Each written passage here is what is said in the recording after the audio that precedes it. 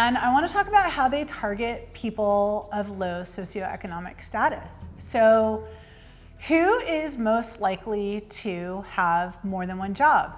Someone of low socioeconomic status. Who is someone who is not going to have more than an hour to sit on hold and call back again and again and again when they're hung up on multiple times? Someone of low socioeconomic status. Because they have a half-hour lunch break or maybe an hour lunch break, but they don't have hours to sit on hold for the franchise tax board. Who's unlikely to be able to access a fax machine and doesn't have the money to go to a fax machine? Someone of low socioeconomic status. So a couple other schemes that they have going is they deliberately mail the notices of proposed assessments to old addresses. And I linked to a story from CBS Sacramento. On my website, I linked to a story in which CBS Sacramento did an expose on how the franchise tax board, how they caught the franchise tax board red-handed, sending these notices to old addresses again and again and again, even though franchise tax board had the correct address on file.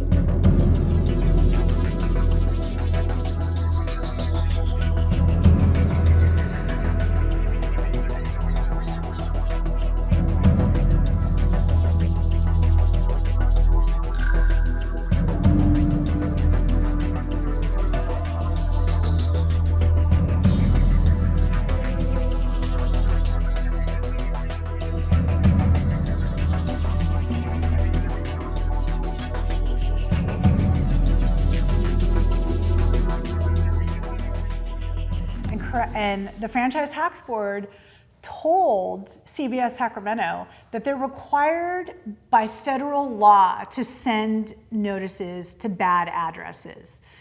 And so when CBS Sacramento pushed them on it, they said, well, we've reevaluated it, and I guess it is legal to send them to the valid address.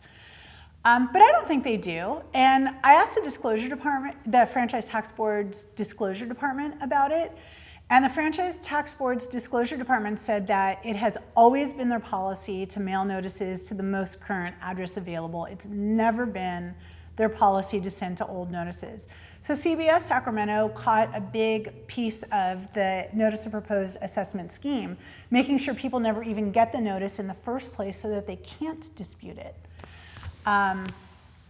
The payments that were withheld from us were put into a status called no payment. So just like they misclassify the notice of a protest to a notice of proposed assessment as a no response, they classify the payments that you make as a no payment. People who make under a certain amount of money are not required to file income taxes.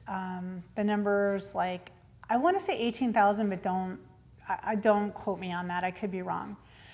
So if you have any kind of a business license, like a cosmetology certification, or you've gotten a local business license to try to do some kind of business, and you didn't make any money doing that, you didn't utilize it for whatever reason, and you don't file your taxes because you're not required to, the franchise tax board will send you a notice in the mail saying that we believe you've made X amount of dollars and you have to pay X amount of money in taxes plus late fees, penalties, and interest. And it's up to you to prove that you didn't make the money. They take the average income from whatever profession it is that you have the license or certification in. So basically, someone works at Walmart and they have a cosmetology license and they do a little bit of makeup on the side. And between their Walmart job and their cosmetology job, they don't make enough money to have to qualify. Well, the franchise tax board will send them a notice saying, we believe you've made $100,000 as a cosmetologist and you need to send in, what is that? $13,000 in income taxes plus another $13,000 in late fees, penalties, and interest because we said so. And it is very difficult to clear that up. And so again, that's another thing that targets people of low socioeconomic status.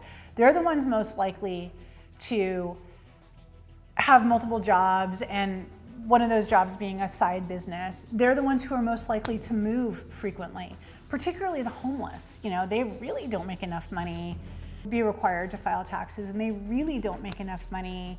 I mean, and they are homeless. They really do move a lot, and so sending to an old address just dooms them.